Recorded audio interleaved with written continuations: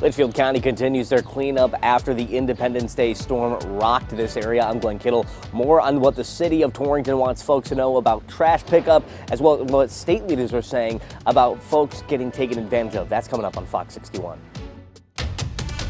It is Wednesday, July 8th. Good morning to you. We hope your morning's off to a good start so far. Thanks for being with us at Fox 61 America Areas. And I'm Bridget Bjorla. We are halfway through the work week, so excited about that. It also is a much brighter start to the day and feeling good out there. Let's send it outside to Rachel Piscatelli. Rachel, good morning.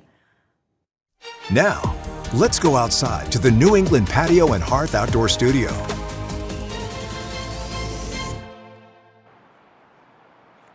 It is nice and bright this morning, that's for sure. It feels much more comfortable outside, and we are dry as well. So we have better conditions building in today. We certainly are noticing that this morning here in Hartford and really across the state. Temperatures right now are comfortable in the upper 50s to near 60 degrees, around 61 in Hartford, around 53 degrees in Meriden, sitting at 62 degrees in the Norwich area.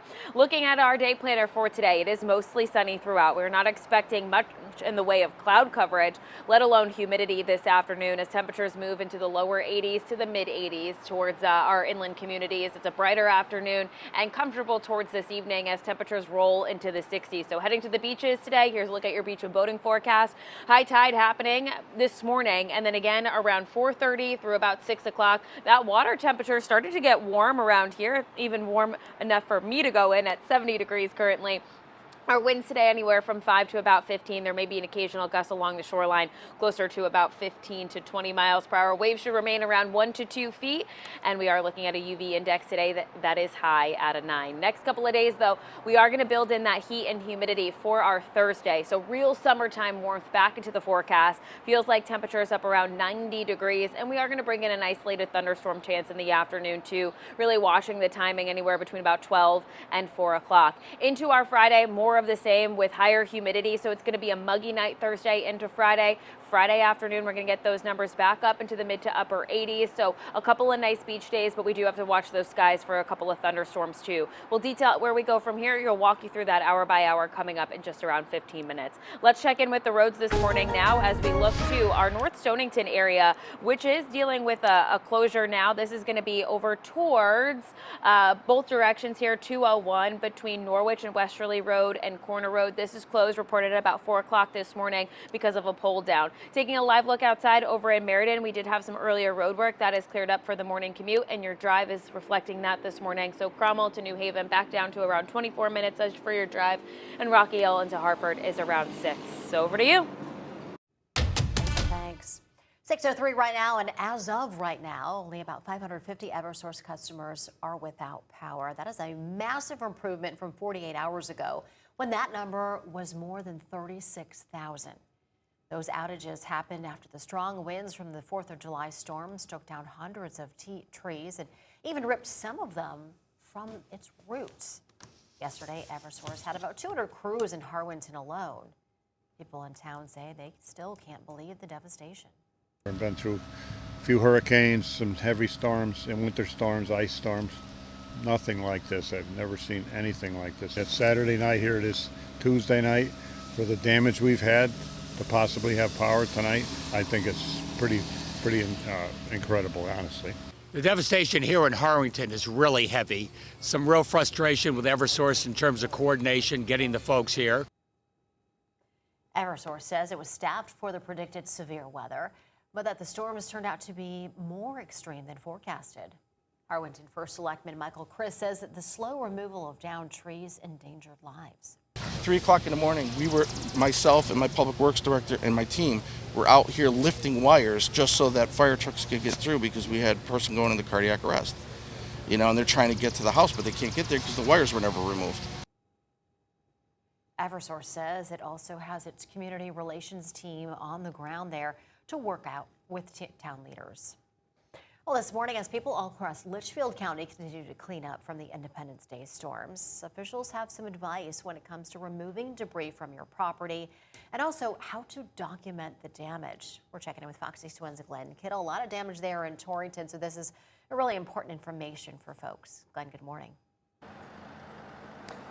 Good morning, Erica. Bridget. We're hearing more from the city of Torrington on the storm cleanup here. They're saying they're going to have 2 weeks of scheduled trash pickup that's specifically going to be for items as well as brush that is related to the storm damage here. That's going to be done by the Public Works Department as well as USA Hauling. Now, here's what we're being told by the city. Starting next week, the Public Works Department is going to pick up storm-related woody vegetation from July 13th until the 17th. Now, people can place tree limbs and branches, brush, shrubs, and brushes, leaves that are bagged yard waste, and small tree trunks. All of that can be left by the curb. The only thing they're asking folks is that when you do leave it by the curb, make sure you leave it away from any storm drains and make sure the branches aren't hanging off into the road. It could be hit by a car. Then the week after that, on July 20th, USA Hauling is going to start taking care of any storm-related bulk waste pickup. Now, this collection is only for items damaged from this weekend storm. Just some examples that they gave out were lawn furniture, fencing, and fence materials and other household items,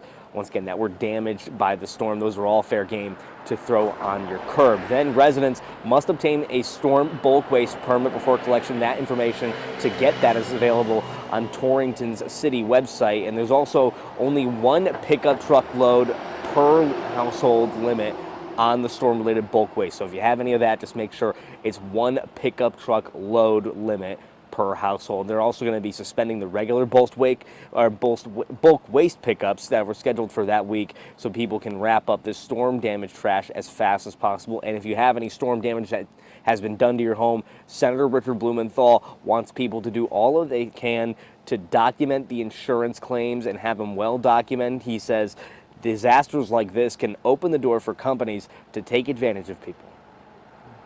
Photograph it, document it in any way possible, because the insurance companies need to honor their obligation, and we're going to be after them. We'll hammer them if they fail to come through with what they owe these homeowners and businesses. Meanwhile, Attorney General William Tong is also warning against scams. He says that there can be door-to-door salesmen that go up to you and say that they can fix your storm damage or any electrical issues either for a cheap fee or even saying that your home insurance will cover the cost. He says if it's too good to be true, it probably is. So you need to make sure that you get the right person for the job. There is a website on Connecticut's state website where you can look up a verified list of businesses and contractors that will help you out with any damage that is related to your home. But for right now, live in Torrington, Glenn, so sad that scammers are taking advantage of people at a vulnerable time, but good to be skeptical and ask questions. Thank you. Of course, after those storms come the deluge of rain. The state sent out a reminder about water quality after storms. DEP officials say runoff that flows into the state's rivers and lakes during and after a storm can carry bacteria, metals, solids, and oil. Weekly water quality tests are taken at all state-owned and managed swimming areas. So remember, do not swim in waters that are not designated for swimming. Because of the potential for harmful runoff, all Stratford beaches will be closed for swimming until this Friday. The Stratford Health Department said it will be testing the water today. If the results come back fine, the beaches could be opened earlier than Friday, but Friday is the target date. Swimming is also off limits to Clinton Town Beach. The health department said recent tests show the bacteria levels are above what's recommended.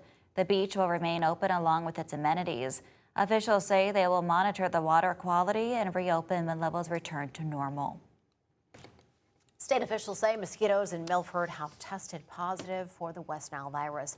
Now, this is the first positive test for a mosquito in our state this year. The group infected was collected by the Mosquito Management Program on June 29th. Experts say rain, high humidity, and warm temperatures will increase mosquito activity and spread the virus. So listen up, to protect yourself, you should use EPA-approved mosquito repellent when you're outside. Limit your time outside when it's dawn and dusk. Wear shoes, socks, long pants, and a long-sleeve shirt when you're outside for a long period of time. And make sure your home's windows and screens are in good condition. 6:09 now. We have disturbing new details into the death of a 12-year-old Enfield girl found dead in her home. Search warrants revealed what was found in her system the day she died. And Fox 61's Kay Pattyfoot has the latest from Enfield.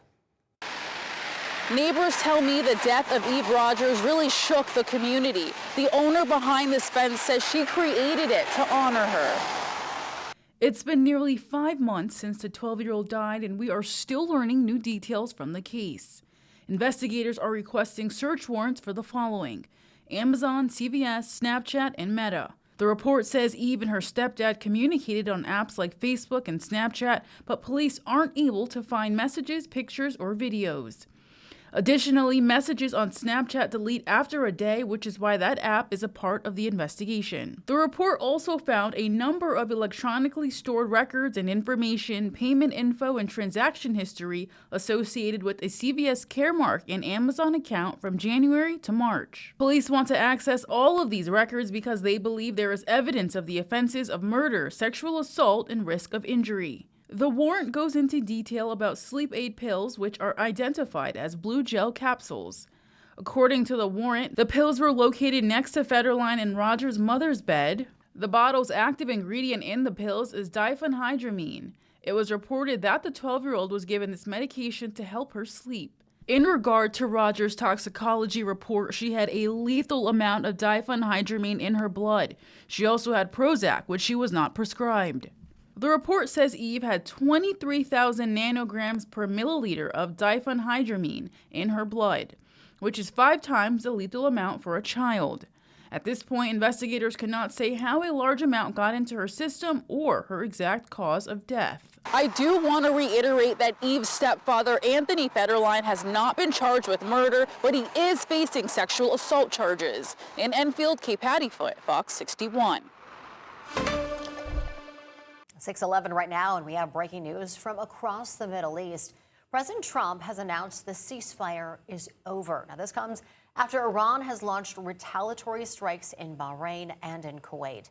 And in response to the U.S. military strikes on Iran, U.S. Central Command says American forces hit more than 80 targets on Tuesday. Some of those targets included Iranian air defense systems, command and control networks, and anti-ship missile capabilities.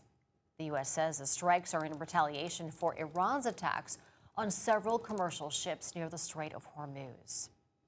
And coming up next here on Fox 61, because of those strikes, the U.S. reimposed sanctions on Iran, and it's caused oil prices to rise. We'll tell you what it can mean for your wallet next. Also ahead, Toyota is making a multi-billion-dollar investment in the United States, the expansion that will create thousands of new jobs. Straight ahead.